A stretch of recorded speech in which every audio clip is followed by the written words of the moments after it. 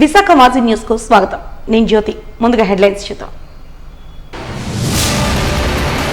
విశాఖలో త్వరలో beach festival ను నిర్వహించనున్నామని వెల్లడించిన పర్యాటక మంత్రి. గత 5 ఏళ్లలో పర్యాటక రంగం కుదేలైపోయిందన్న కందుల దుర్గేష్.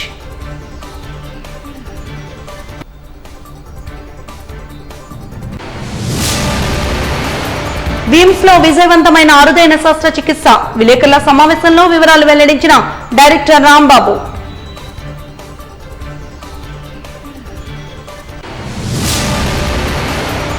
సంతాన లక్ష్మిగా భక్తులకు దర్శనమిచ్చిన శ్రీ కనక మహాలక్ష్మి అమ్మవారు. ప్రత్యేక కలువ పూలతో పూజలు సమర్పించిన మద్దినేని సురేష్ బాబు దంపతులు.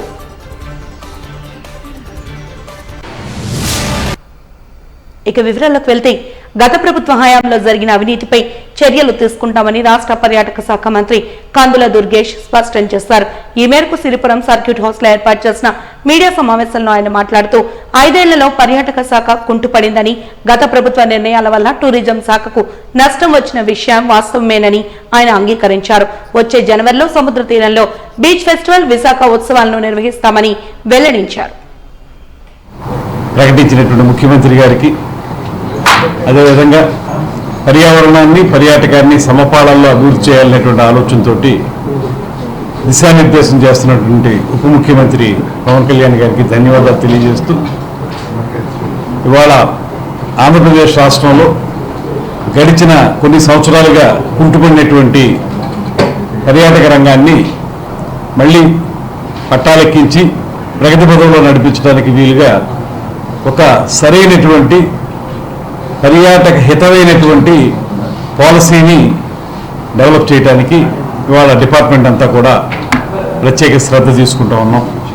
ముఖ్యమంత్రి గారి ఆదేశాల మేరకు ముఖ్యంగా 2025 మార్చి తోటి గడిచిన 5 సంవత్సరాలుగా ఉన్నటువంటి టూరిజం పాలసీ అయిపోతుంది. ఇక రాబోయే 2025 నుంచి 2030 వరకు ఉండవలసినటువంటి టూరిజం పాలసీని అందరు స్టేక్ హోల్డర్స్కి అనుగుణంగా ఉండే విధంగా, అదే సమయంలో పర్యాటకులను ఆకర్షించే విధంగా, పర్యాటక రంగాన్ని అభివృద్ధి పరిచే విధంగా పాలసీని తయారు చేయడానికి కృషి చేస్తూ ఉన్నాం. రాబోయే 4 రోజుల కాలంలో ఆ పాలసీ తయారవుతుంది. తిరిగి మళ్ళీ 25 ఏప్రిల్ నుంచి ఆ పాలసీ అమల్లోకి రావడం జరుగుతుంది. ఇదే సందర్భంలో కేంద్ర ప్రభుత్వంలో ఉన్నటువంటి పర్యాటక శాఖ మంత్రి గజేంద్ర సింగ్ షెకావత్ గారు కూడా ఆంధ్రప్రదేశ్ రాష్ట్రానికి ప్రత్యేకమైనటువంటి సహకారం అందించడానికి వారు ముందుకొచ్చారు. మొన్న సెప్టెంబర్ 9వ తారీఖున బెంగళూరులో దక్షిణాది రాష్ట్రాల టూరిజం మినిస్టర్ల యొక్క సమావేశం జరిగింది. నిజానికి అది వైజాగ్లో జరగాల్సి ఉన్నప్పుడు అన్ని ఏర్పాట్లు చేసుకున్న తర్వాత మనకి కృష్ణానదికి వచ్చినటువంటి వరదలు, అదేవిధంగా భారీ వర్షాల వల్ల యంత్రాంగం అంతా కూడా అందులో నిమగ్నమై ఉండటం వల్ల బెంగళూరుకు మార్చారు. బెంగళూరులో జరిగినటువంటి దక్షిణాది రాష్ట్రాల పర్యాటక మంత్రుల సదస్సులో కేంద్ర ప్రభుత్వం నుంచి కూడా సంపూర్ణమైనటువంటి సహకారం ఇస్తామన్నటువంటి మాట చెప్పారు. అక్కడ కూడా మనం ప్రత్యేకంగా వారిని కోరింది, ఆంధ్రప్రదేశ్ రాష్ట్రంలో చాలా వనరులు ఉన్నాయి, వీటన్నిటినీ కూడా మనం ట్యాప్ చేసి అద్భుతమైనటువంటి పర్యాటక అభివృద్ధిని సాధించడానికి వీలుగా ఉన్నటువంటి ప్రకృతి సంపదని మనం ప్రజలందరికీ కూడా, పర్యాటకులందరికీ కూడా అందించాలనేటువంటి మాటని చెప్పడం జరిగింది. దాని ప్రకారంగానే రాబోయే రోజుల్లో స్వదేశీ దర్శన్ అనేటువంటి కేంద్ర ప్రభుత్వ పథకం, అదేవిధంగా ప్రసాద్ అనేటువంటి దేవాలయాల టూరిజానికి సంబంధించినటువంటి పథకం, ఈ రెండింటిని కూడా పెద్ద ఎత్తున ఆంధ్రప్రదేశ్లో ఏర్పాటు చేయడానికి కేంద్ర ప్రభుత్వం సమ్మతి తెలిపింది. దాని ప్రకారంగా శ్రీశైలం, ఆ పరిసర ప్రాంతాల్లో ఒక ఐకానిక్ ప్రాజెక్ట్, అదేవిధంగా బాపట్ల అక్కడ ఉన్నటువంటి సూర్యలంక బీచ్, దానికి సంబంధించినటువంటి పరిసర ప్రాంతాలతో ఒక ఐకానిక్ ప్రాజెక్ట్, అదేవిధంగా అఖండ గోదావరి పేరుతోటి తూర్పు పశ్చిమ గోదావరి జిల్లాలను కలుపుతూ ఒక ఐకానిక్ ప్రాజెక్ట్, అదేవిధంగా వైజాగ్లో ఇప్పటికే మనం లంబసింగి, బొర్రా కేవ్స్ వీటిని దృష్టిలో పెట్టుకుని ఆ ఎక్స్పీరియన్స్ తోటి ఒక ప్రోగ్రామ్ని స్వదేశీ దర్శనంలో శాంక్షన్ అయి ఉంది. దాన్ని త్వరలోనే పట్టాలెక్కించడానికి కూడా ప్లాన్ చేస్తూ ఉన్నాం.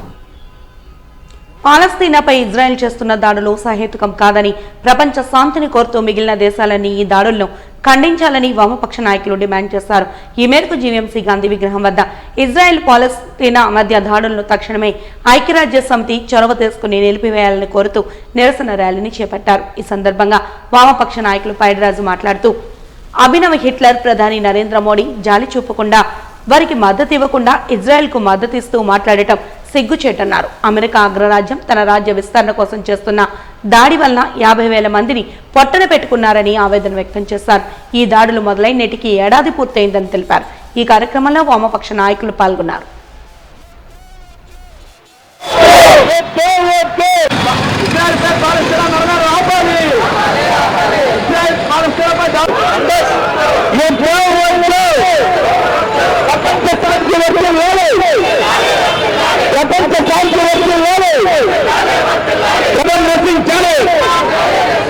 అమెరికన్ సామ్రాజ్యాన్ని నశించాలి.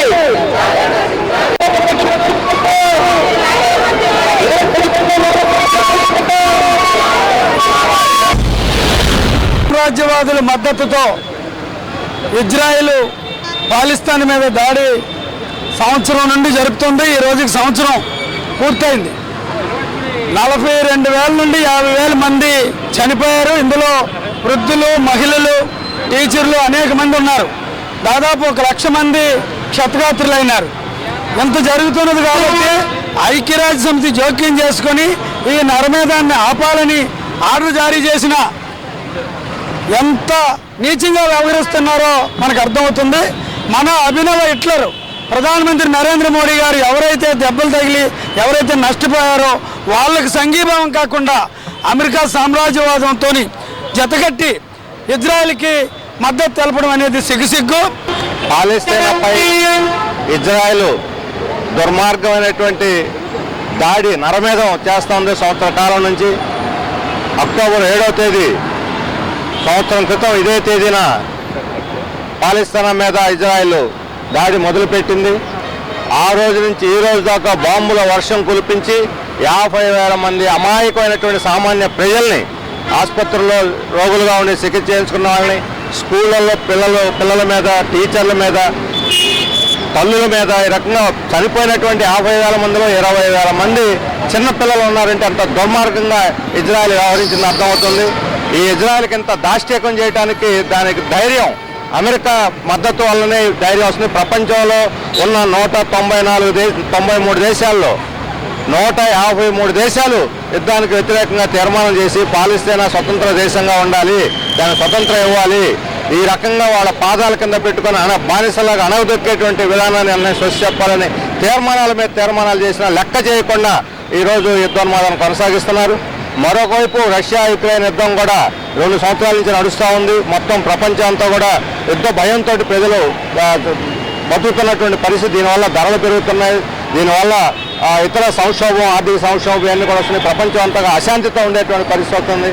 కేవలం అమెరికా ప్రపంచం మీద తన ఆధిపత్యాన్ని రుద్దటం కోసం, ప్రపంచ ప్రజల్ని భయపెట్టి తన పాదాక్రాంతం చేసుకోవడం కోసం ఈ రకంగా యుద్ధాలని జనం మీద రుద్దుతూ ఇవాళ ప్రజల యొక్క స్వాతంత్రాలని హరించి వేస్తూ ఉన్నారు. అందుకనే యుద్ధోన్మాదానికి వ్యతిరేకంగా పాలస్తీనా మీద దాడి ఆపి వాళ్ళకి స్వతంత్రం ఇవ్వాలని, రష్యా యుక్రెయిన్ యుద్ధానికి అన్ని స్వస్తి పలకాలని చెప్పి ఈ రకమైనటువంటి నినాదాలతో ఈరోజు దేశవ్యాప్తంగా వామపక్ష పార్టీలు, శాంతి సంఘాలు, ప్రజా సంఘాలు ఈ శాంతి ప్రదర్శనలకు పిలిపించినాయి. అందులో భాగంగా విశాఖ ఉక్కును సెయిల్లో విలీనం చేస్తేనే ఆ సమస్యకు శాశ్వత పరిష్కారం లభించినట్టు అవుతుందని, వైజాగ్ స్టీల్ ప్లాంట్ సమస్యల్ని ఇప్పటికే కేంద్ర ఉక్కు శాఖ మంత్రి దృష్టికి తీసుకెళ్లామని సెయిల్ ఇండిపెండెంట్ డైరెక్టర్ సాగి విశ్వనాథరాజు స్పష్టం చేశారు.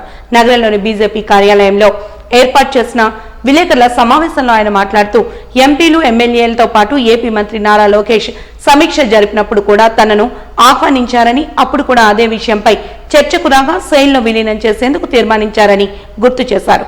సెయిల్ స్టీల్ ప్లాంట్ లో విలీనం చేస్తే టన్ను ఉక్కుకు 10,000 రూపాయలు తగ్గుతుందన్నారు. ఒక్క బొగ్గు విషయంలోనే ఏడాదికి 1,200 కోట్లు అదనంగా చెల్లిస్తున్నారని, అయితే సెయిల్లో విలీనానికి కొన్ని పాలసీలను మార్పు చేయాల్సిన అవసరం మాత్రం ఉందని విశ్వనాథరాజు తెలిపారు. ప్రభుత్వం నుంచి మనం ఇదే డిమాండ్ చేద్దామని చెప్పి నిర్ణయం తీసుకోవడం, దానికి అనుగుణంగా రేపు 8వ తేదీన ఢిల్లీలో కేంద్ర మంత్రి కుమారస్వామి గారు, ఫైనాన్స్ మినిస్టర్ నిర్మలా సీతారామన్ గారితో పాటు ఆంధ్రప్రదేశ్ రాష్ట్ర ముఖ్యమంత్రి గారు కూడా కలుస్తున్నారు ఈ విషయం మీదే. దీని మీద రేపు సానుకూలమైన నిర్ణయం వస్తుందని చెప్పి నేను భావిస్తున్నాను. అంటే రాష్ట్రం కలిపితేనే శాశ్వత పరిష్కారం అని చెప్పి వారు చెప్పడం, నేను ఇచ్చిన రిపోర్టు, అదేవిధంగా కేంద్ర మంత్రి గారు కూడా సానుకూలంగా ఉన్నారు. ఫైనాన్స్ మినిస్టర్ గారు కన్విన్స్ అయితే రేపు మనకి సానుకూలమైన నిర్ణయం వెలువడుతుంది. త్వరలోనే RINLకు మంచి రోజులు వస్తాయని నేను భావిస్తున్నాను. అదేవిధంగా గత 1500 రోజులుగా కార్మికులు ఇక్కడ నిరసన ఉద్యమం చేస్తున్నారు. కార్మిక నాయకులను కూడా మనం ఇక్కడ అభినందించాలి. ఎందుకంటే ఎక్కడా కూడా ప్రొడక్షన్కి ఇబ్బంది లేకుండా ఎలాగైనా ఈ ప్లాంట్ని నిలబడాలని చెప్పి శాంతియుత వాతావరణంలో వాళ్ళు ఉద్యమం చేసుకుంటూ వస్తున్నారు. వాళ్ళందరికీ కూడా మంచి రోజులు వస్తాయి. శైలిలో కలిసిన వెంటనే ఇది శాశ్వత పరిష్కారం అయ్యి ఉద్యోగ భద్రతతో పాటు అదనంగా ఎక్స్పాన్షన్ చేయడానికి కూడా బోల్డ్ అవకాశం విశాఖపట్నం స్టీల్ ప్లాంట్ ఉంది. కాబట్టి రాబోయే రోజుల్లో ఆంధ్రప్రదేశ్కి మళ్ళీ RINL పూర్వ వైభవంతో పాటు ఒక మణిహారంగా నిలుస్తుందని నేను భావిస్తున్నాను. అంతేకాకుండా రేపు లోకేష్ గారి దృష్టికి, కేంద్ర ప్రభుత్వం దృష్టికి కూడా మేము ఇంకో విషయం కూడా తీసుకెళ్ళడం జరిగింది. విశాఖపట్నం 9th రిచెస్ట్ సిటీగా ఉంది GDPలో. కానీ ఈ స్టీల్ ప్లాంట్ సిక్ అవ్వడం వేరియస్ రీజన్స్ వల్ల ఇది 10th పొజిషన్కి వెళ్ళిపోయింది విశాఖపట్నం నగరం. ఇది కూడా వారి దృష్టికి తీసుకెళ్ళడం జరిగింది. మళ్ళీ ఇది రివైవ్ అయితే మనం ఇంకా పై స్థాయికి వెళ్ళే అవకాశం ఉంది. దీన్ని RINL శైలిలో కలపడం శాశ్వత పరిష్కారం అని చెప్పి అన్ని విధాల కేంద్ర ప్రభుత్వ దృష్టికి, ప్రధానమంత్రి కార్యాలయం దృష్టికి, ఈవెన్ ఫైనాన్స్ మినిస్టర్ గారి దృష్టికి కూడా నేను తీసుకెళ్ళడం జరిగింది. విశాఖపట్నం వచ్చినప్పుడు వారిని కలిసి ఈ విషయాలన్నీ డిస్కస్ చేయడం జరిగింది. వారు కూడా సానుకూలంగానే ఉన్నారు. కానీ పాలసీ వ్యతిరేకంగా ఉంది కాబట్టి ఆ పాలసీ గురించి క్యాబినెట్లో నిర్ణయం తీసుకోవాలని చెప్పి వారు ఆలోచిస్తున్నారు. మధురవాడ సర్వీస్ రోడ్లోని సంత విక్రయదారులకు ఉపాధి రక్షణ కల్పించాలని POW రాష్ట్ర ప్రధాన కార్యదర్శి M. లక్ష్మి విజ్ఞప్తి చేశారు. ఈ మేరకు సోమవారం ఆమె ఆధ్వర్యంలో GVMC ఎదుట ఉన్న గాంధీ విగ్రహం వద్ద ఆందోళన నిర్వహించి అనంతరం జిల్లా కలెక్టర్ MN హరీంద్ర ప్రసాద్ నిర్వహించిన గ్రీవెన్స్ కు ఫిర్యాదు చేశామని తెలిపారు. అనంతరం ఆమె మీడియాతో మాట్లాడుతూ మధురవాడలో శనివారం రోజున విక్రయదారులపై GVMC పోలీసు అధికారులు వీధి విక్రయదారుల చట్టానికి విరుద్ధంగా విక్రయ హక్కులపై దాడి సరికాదన్నారు. జోనల్ కార్యాలయ సమీపంలో 40 ఏళ్లుగా సంతం నిర్వహిస్తూ 250 కుటుంబాలు ఉపాధి పొందుతున్నాయని, ట్రాఫిక్ అంతరాయం ఏమీ లేదని, ఇటీవల డీమార్ట్ అనే మాల్ రావడంతోనే ట్రాఫిక్ రద్దీ అయిందని గుర్తు చేశారు. కలెక్టర్ ఈ మేరకు స్పందిస్తూ అధికారులతో మాట్లాడారని తెలిపారు. మధుర సంతలో మేము వ్యాపారం చేస్తామండి. ఇప్పటికీ 40 సంవత్సరాలు అమ్మాల కాలం నుంచి చేస్తున్నాం. ఈ మధ్య వస్తుందండి ఈ ఆటంకాలన్నీ తీసేయాలి, చెయ్యాలి, ఇంకొదరు పంపించాలి, ఇలాంటి ఆలోచనలు గవర్నమెంట్ కూడా ఎందుకు వచ్చిందో మాకైతే తెలియదు. చిన్న చిన్న వ్యాపారాలు చేసిన వాళ్ళకి అడ్డంకరిస్తే ఇంకా మేము ఎక్కడికి వెళ్తాం? మాకేమైనా జాబులు ఏంటని ఉన్నాయా? మా పూర్వకాలం నుంచి వ్యాపారం చేస్తున్నాం. అటువంటిది అందుకే సార్లందరికీ నా నమస్కరించి మాట్లాడుతున్నాం. మాకు సహాయం అయితే కావాలి. అక్కడ మా ప్రాణమైన వదులుతాం, కానీ మేమైతే సంత మాత్రం అక్కడ వదలము. ఎందుకంటే మాకు వేరే దిక్కు లేదు. మేము వెళ్ళేదే వారానికి ఒక వ్యాపారం చేస్తాం. అది 2 గంటల సేపు. 2 గంటల సేపు తర్వాత మేము ఉన్నాం. 4 గంటలకు వేస్తాం, 9 గంటలకు కట్టేస్తాం. అటువంటి దాని గురించి ట్రాఫిక్ ఇబ్బంది, ఇబ్బంది అని చెప్తున్నారు. ప్రతిరోజు డిమార్ట్ దగ్గర ఇబ్బంది అక్కడ జరుగుతుంది. ఎవరికి సార్లకు తెలియకుండా లేదు, ప్రతి ఒక్కరికి తెలిసి ఇవన్నీ జరుగుతున్నాయి. అలాంటిది ఏంటంటే పెద్దోళ్ళ దగ్గరికి వెళ్తే వాళ్ళకి కూడా ఉపయోగం ఉండదు. మాలాటోళ్ళు అనుకోండి, మేము తిరిగి ఏది ఫైట్ చేయలేం. అందరూ మా మీద కూడా పడుతున్నారు వీళ్ళు. ఇది వరకు కూడా అలాగే సందులోని తీసుకెళ్లారు. మేము ఇదే ఇబ్బంది జరుగుతుంది. ప్రతిసారి మాకు ఇలా ఇంత ఇబ్బంది పెడితే మాకేమైనా షాపులు కట్టేసి ఇచ్చారా? మాకు ఏదైనా ఉపయోగం ఉందా? 40 సంవత్సరాలు రోడ్డు మీద బతికినా మీ షాపు కూడా అడగలేదండి. గవర్నమెంట్ ఏది కూడా మేము ఆశించలేదు. గవర్నమెంట్ ద్వారాగా మేము ఏది కూడా పింఛన్ కాదు, ఏది కూడా మాకు అందుబాటు ఏది ఉండదు. కానీ మా కష్టాజీతంతో మా పిల్లల్ని మేము పోషించుకుంటున్నాం. అటువంటిది ఎవరి మీద కూడా ఆధారపడి గవర్నమెంట్ని కూడా ఒక మాట నింద ఏది కూడా మేము వేయలేదు ఏనాడు కూడా. ఎందుకంటే మా రెక్కల కష్టం నమ్ముకొని మేము బతుకుతాం. అటువంటిది మా మీద ఎందుకు ఇంత తిరుగుబాటు చేస్తున్నారు? ఇంత తిరుగుబాటు ఎందుకు చేస్తున్నారు నాకు అర్థం అవ్వట్లేదు. ప్రతిదీ కూడా ఎప్పుడు చూసినా ఇదివరకు కూడా డీమార్ట్ వచ్చిన కాంచే మాకు ఇంత బాధలు పెడుతున్నారు. వాళ్ళకి అడ్డు అయిందనుకోండి, ఇదివరకు వచ్చిన మేడంలు కూడా మాకు GMC మేడంలు కూడా ఇదే ఇబ్బంది పెట్టారు. ఆ తర్వాత మళ్ళీ మేము పోరాటం చేసాం, మళ్ళీ నిలబడి ఇదే పని అంటే ఎలాగండి. మొన్న శనివారం కూడా మేము రోడ్డు ఎక్కి రోడ్డు మీద కూర్చోాల్సి వచ్చింది మదర్ సంతలో. మీ అందరికీ తెలిసే ఉంటుంది, ఎవరికి తెలియకుండా ఉండదు మా బాధ. అటువంటి వారం ఆడోళ్ళు, అదే ఉన్నవాళ్ళు ఆడోళ్ళు రోడ్డు మీద కూర్చోగలరా? పేదవాళ్ళు కనుక మమ్మల్ని కూర్చోబెట్టినా మీకు పర్వాలేదా? అది చెప్పండి ఒక మాట. మాకైతే సమాధానం కావాలి. వజ్రవాడ శనివారం సంతకు సంబంధించిన సమస్య అండి.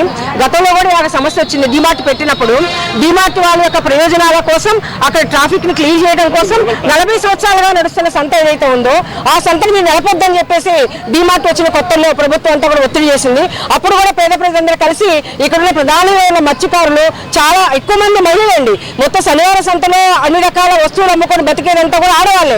ఈ ఒంటరి మహిళలు ఎక్కువ మంది ఉన్నారు. వీళ్ళ యొక్క భుజాల మీద ఆధారపడే ఈ రోజు ఈ కుటుంబాలు నడుస్తున్నాయి. అలాంటి సంబంధించిన ఈ సంతని శనివారం నాడు ఒక్కపూట నడుస్తున్న ఈ సంతని ఈ రోజు మీరు పెట్టడానికి వీలేదని చెప్పేసి మళ్ళా గత 2 శనివారాల నుంచి జీవీఎంసీ అధికారులు, పోలీస్ అధికారులు ఒక నోటీస్ అంటించి కూర్చున్నారు. ఏంటంటే ఇక ట్రాఫిక్ జామ్ అయిపోతుంది కాబట్టి మీరు పోలీసు కమిషనర్ గారి పేరు మీద, అదేవిధంగా మున్సిపల్ కమిషనర్ గారి పేరు మీద శనివారం సంత ఇక్కడ జరగడానికి వీల్లేదు, మీరు కావాలంటే కొమ్మాని వెళ్ళిపోండి అని చెప్పేసి మాట్లాడుతున్నారు. ఇది చాలా అన్యాయమైనది. 40 సంవత్సరాలుగా నడబడుతుంది ఈ సంతనే. వీళ్ళు అప్పుడు ఏం చెప్పారంటే, ఇప్పుడు ఒక ఆవిడ అన్నది కదండి, మేము పేదవాళ్ళం కాబట్టి వాళ్ళతో పెట్టుకోలేము, అందుకే మేము బతిలాడుకొని వాళ్ళతో చెప్పాము, అయ్యా ట్రాఫిక్ జామ్ అవుతుంది అంటున్నారు, 2 వైపులా మేము పెట్టుకోవడం వల్ల అంటున్నారు కదా, పోనీ ఒక్కవైపే పెట్టుకుంటాం బాబు, ఒక వరుసగా పెట్టుకుంటాము, ఫుట్పాత్కి వెనకాల పెట్టుకుంటాము, మాకు అవకాశం ఏమని అన్నారు. లేదు మేము అని చెప్పేసి జీవీఎంసీ కమిషనర్ గారు అన్నారు. మళ్ళీ పోలీసు అధికారుల దగ్గరికి వెళ్ళి బతిలాడారు, అయ్యా శనివారం సంత పెట్టుకుంటే చంద్రంపాలెం స్కూల్ పిల్లలకి ఇబ్బంది, వాళ్ళంతా ట్రాఫిక్ జామ్ అవుతుంది అంటున్నారు కదా, పోనీ శనివారం పెట్టుకోండి బాబు, పిల్లలకి నష్టం జరగదు బాబు, అందుకే శనివారం కాకుండా ఆదివారం సంత పెట్టుకుంటాం బాబు, మాకు అవకాశం ఇవ్వలేదు పోలీసు అధికారులు, ట్రాఫిక్ సిఐలు వీళ్ళందరూ అడిగారు. కాదు మీరు ఆదివారం కూడా పెట్టుకోవడానికి వీలేదని చెప్పి పోలీసు అధికారులు వాళ్ళు నిరాకరించారు. అంటే ట్రాఫిక్ జామ్ ఒక్కటే కనుక కారణమైతే ఒక్కవైపు పెట్టుకుంటానికి అనుమతి ఇవ్వాలి.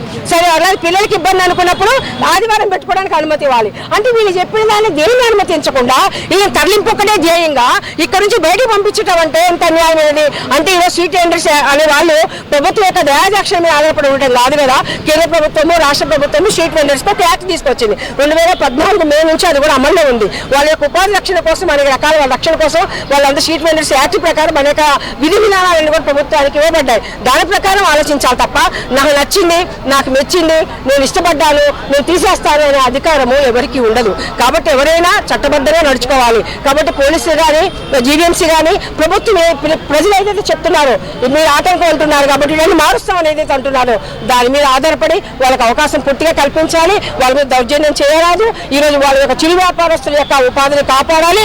పెద్దల యొక్క ప్రయోజనాల కోసం పేదల యొక్క పొట్టను కొట్టొద్దు అని చెప్పేసి మేము ప్రజా సంఘాలుగా డిమాండ్ చేస్తున్నాం.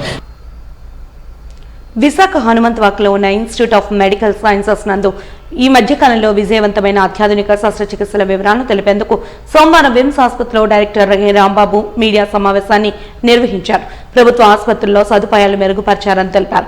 స్టార్ యూనిట్ ఏర్పాటు కూడా చేశామని తెలిపారు. 4 గంటల్లో 55,000 రూపాయల ఇంజెక్షన్ ఇవ్వడం ద్వారా రోగి ప్రాణాపాయం నుంచి బయటపడ్డారని తెలిపారు.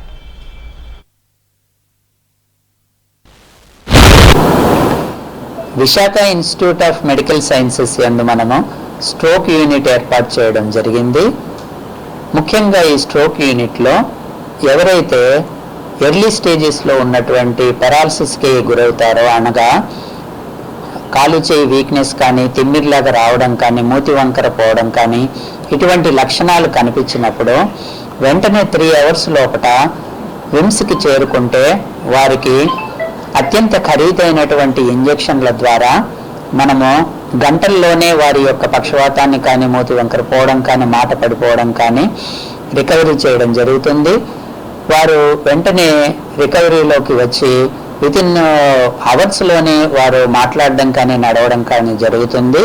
ఈ అవకాశాన్ని ప్రజలందరూ వినియోగించుకోవాల్సిందిగా కోరుతున్నాను. అంతేకాకుండా మనము న్యూరో సర్జరీ యందు మినిమల్ ఇన్వేజివ్ ఎండోస్కోపిక్ సర్జరీస్ ప్రభుత్వ ఆసుపత్రుల యందు విమ్సి యందు మాత్రమే మొట్టమొదటిసారిగా మనం చేస్తున్నాము.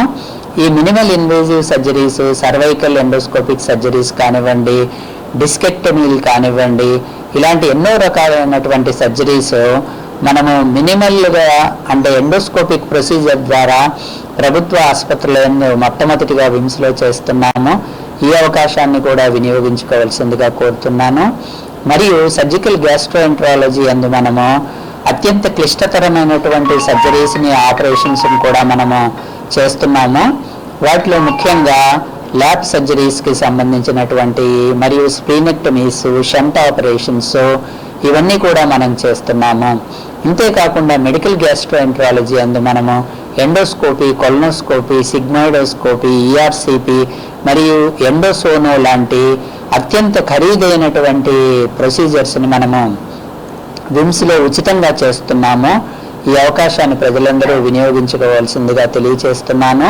మరియు విమ్స్లో ఇంతటి అధునాతనమైనటువంటి వసతులతో కూడినటువంటి ఎక్విప్మెంట్ని కానివ్వండి, స్పెషలిస్టులను కానివ్వండి సమకూర్చినటువంటి రాష్ట్ర ప్రభుత్వానికి కృతజ్ఞతలు తెలియజేస్తున్నాము.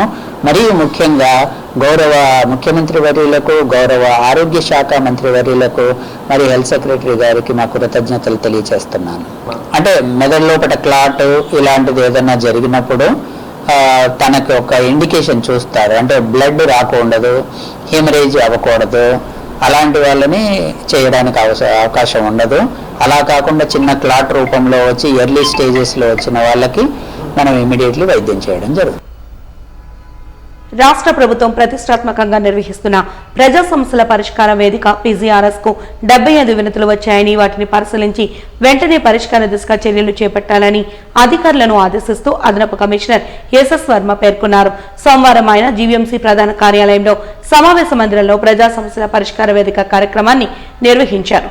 ఈ కార్యక్రమ ప్రారంభానికి ముందు హాజరైన అన్ని విభాగాల అధికారులతో అదనపు కమిషనర్ మాట్లాడుతూ ప్రజా సమస్యల పరిష్కార వేదిక కార్యక్రమంలో ప్రజల నుండి స్వీకరించిన వినతులు, ఫిర్యాదులపై వారి సమస్యలను వెంటనే పరిష్కరించే దిశగా ప్రజా సంక్షేమం కోసం రాష్ట్ర ప్రభుత్వం ప్రతిష్టాత్మకంగా ప్రజా సమస్యల పరిష్కార వేదిక కార్యక్రమాన్ని ప్రవేశపెట్టిందని, రాష్ట్ర ముఖ్యమంత్రి ఆదేశాల మేరకు ఈ కార్యక్రమాన్ని నిర్వహించాలని తెలిపారు.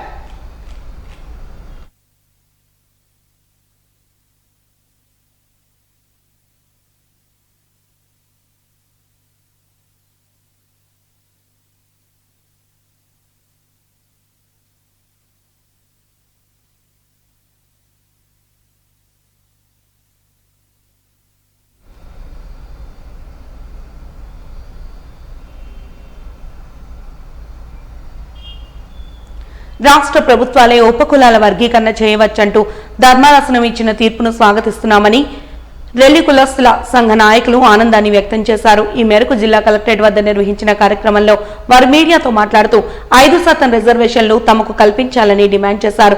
నేడు రాష్ట్ర వ్యాప్తంగా చేపట్టిన నిరసన ధర్నాల్లో భాగంగా విశాఖ కలెక్టరేట్ వద్ద ధర్నా చేపట్టామన్నారు.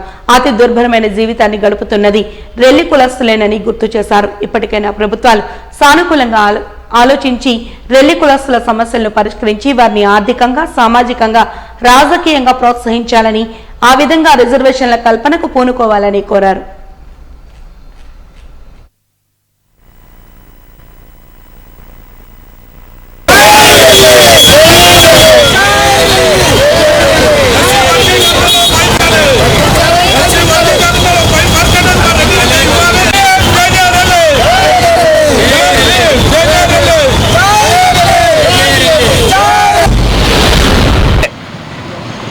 సుప్రీంకోర్టు ఇచ్చినటువంటి 6-1 ధర్మాసనం ఇచ్చినటువంటి తీర్పును రాష్ట్రాలే వర్గీకరణ చేసుకోవచ్చు అన్నటువంటి తీర్పును ఈ రెల్లి కులాల వారందరి తరపున సుప్రీంకోర్టునకు ఆ ధర్మాసనానికి కూడా ప్రత్యేకమైనటువంటి హర్షాన్ని, శుభాకాంక్షలు తెలియజేస్తూ ఉన్నాం.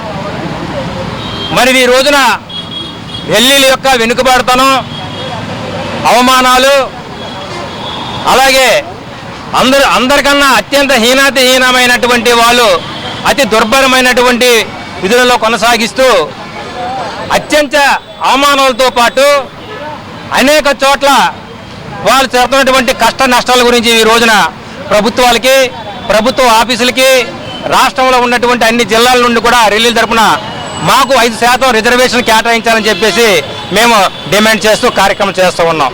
ఇందులో ప్రధానమైన డిమాండ్ ఏంటంటే షెడ్యూల్డ్ క్యాస్ట్లో ఉన్నటువంటి 59 కులాలకి రిజర్వేషన్ అందాలనే ఉద్దేశంతో బాబాసాహెబ్ అంబేద్కర్ గారు ఆనాడు 15% కల్పించిన విషయం అందరికీ తెలిసిందే. ఈ 15% నేటి వరకు కూడా షెడ్యూల్డ్ కులాలలో వెనకబాటుతనంగా ఉన్న 57 కులాలు కూడా చాలా వెనకబడే ఉన్నాము. కేవలం మాల సోదరులు, మాదిగ సోదరులు మాత్రమే నేటి వరకు అంబేద్కర్ కల్పించిన అవకాశాలను పొందుపరుచుకుంటున్నారు. మాకు అవగాహన లేక, ఎడ్యుకేషన్ లేక చాలా వెనకబడిపోయాము. ఈ మధ్య చాలా వరకు మేము చదువుకొని ముందుకు రావాలని చదువుకుంటూ ఉన్నాము. కానీ ఇప్పటికీ కూడా మాకు ఎలాంటి అంబేద్కర్ కల్పించిన నిధులు మాకు అందలేదు. పేదవాని ఆకలి దప్పికలు తీర్చాలనే సదుద్దేశంతో హరికృష్ణ మూవ్మెంట్ ఆధ్వర్యంలో అక్షయ పాత్ర నిర్వహిస్తున్న సుభోజన కార్యక్రమం అద్భుతంగా ఉందని ఎమ్మెల్యే వంశకృష్ణ శ్రీనివాస్ కొనియాడారు. నేడు కేజీహెచ్లోని ఆర్థోపెడిక్ వార్డు వద్ద సుభోజన నూతన వసతి సౌకర్య కేంద్రాన్ని ఆయన ముఖ్య అతిథిగా హాజరై ప్రారంభించారు. ఈ సందర్భంగా ఆయన మాట్లాడుతూ మానవ సేవే మాధవ సేవ అని నమ్మిన అక్షయ పాత్ర ఫౌండేషన్ వాళ్ళు చేస్తున్న ఈ కార్యక్రమం ఎంతో మంది రోగులు, వారి సహాయకుల ఆకలి దప్పికలు తీరుస్తోందని ఆనందాన్ని వ్యక్తం చేశారు. ఇలాంటి కార్యక్రమాలను ప్రభుత్వం తరపున ప్రోత్సహించేందుకు తాము సిద్ధంగా ఉంటామని తెలిపారు.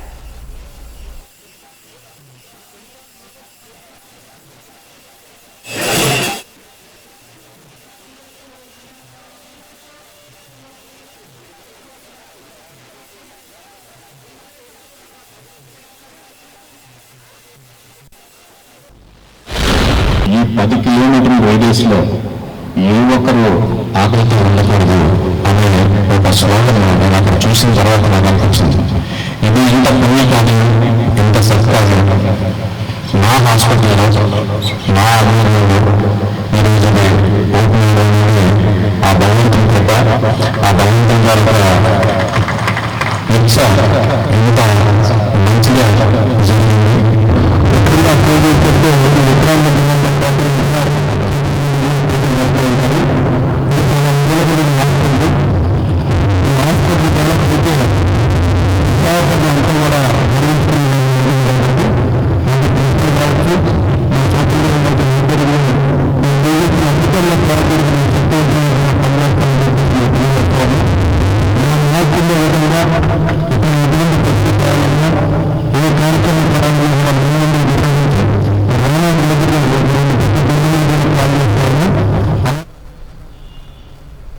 విశాఖలోని బురుజుపేటలో వెలిసిన శ్రీ కనక మహాలక్ష్మి అమ్మవారు సోమవారం సంతాన లక్ష్మిగా భక్తులకు దర్శనమిచ్చారు. శరన్నవరాత్రుల ఉత్సవాల్లో భాగంగా విశాఖకు చెందిన విజన్ డెవలపర్స్ సంస్థ తరఫున మద్దినేని సురేష్ బాబు దంపతులు అమ్మవారికి కలువ పూలతో ప్రత్యేక పూజలను జరిపించారు. అందుకోసం 45,000 రూపాయలు ఆలయానికి వారు విరాళంగా కూడా ఇచ్చారు. ఈ సందర్భంగా శోభారాణి అధికారులు సాంప్రదాయబద్ధంగా దాతలకు అర్చకులచే ఆశీర్వచనాలు పలికించారు. సురేష్ తీర్థ ప్రసాదాలను అందజేశారు. ఈ సందర్భంగా వారు మాట్లాడుతూ ఏటా తాము కలువ పూలతో అమ్మవారికి పూజలు నిర్వహిస్తున్నామని గుర్తు చేశారు. అదేవిధంగా అర్చక దేవుళ్లు మాట్లాడుతూ ప్రతి సంవత్సరం అమ్మవారికి శరన్నవరాత్రుల్లో భాగంగా ఆనవాయితీగా సంతాన లక్ష్మిగా 5వ రోజు అలంకరించడం ఆనవాయితీగా వస్తోందని తెలిపారు.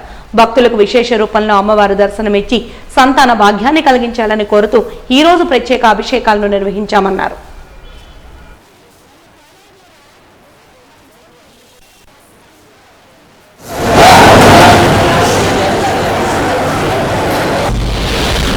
కనక మహాలక్ష్మీదేవి నమః. దేవి శరన్నవరాత్రి ప్రయుక్త సందర్భంగా ఈ రోజున 5వ రోజు కనక మహాలక్ష్మి అమ్మవారికి ఉదయం నుంచి కూడా పంచామృతాభిషేకం చేయడం జరిగింది ఉదయం కాలంలో. తరువాత సంతాన లక్ష్మి స్వరూపిణిగా ఈవేళ అలంకరణ చేయడం జరిగింది. అలాగే కలువ పువ్వుల పూజ, సహస్రనామార్చన, అలాగే నవావరణార్చన, 4 వేదములు వేదపారాయణలు, సప్తసిద్ధి పారాయణ, శ్రీ సూక్త మూలమంత్రములతో హోమములు, పూర్ణాహుతి కార్యక్రమాలు జరిగాయి. అలాగే ఈ రోజుతో 5 రోజుల కార్యక్రమం పూర్తవుతుంది. వాజీ న్యూస్ ముగించే ముందు హెడ్లైన్స్ మరొకసారి చూద్దాం. విశాఖలో త్వరలో బీచ్ ఫెస్టివల్ ను నిర్వహించనున్నామని వెల్లడించిన పర్యాటక మంత్రి. గత 5 ఏళ్లలో పర్యాటక రంగం కుదేలైపోయిందన్న కందుల దుర్గేష్.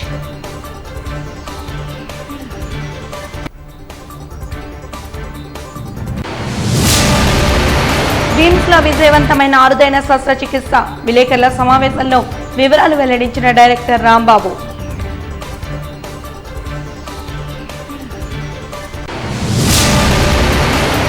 సంతాన లక్ష్మిగా భక్తులకు దర్శనమిచ్చిన శ్రీ కనక మహాలక్ష్మి అమ్మవారు.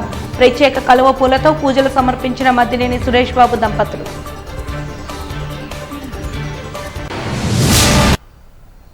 వాజీ న్యూస్ ఇంతటితో సమాప్తం. నమస్కారం.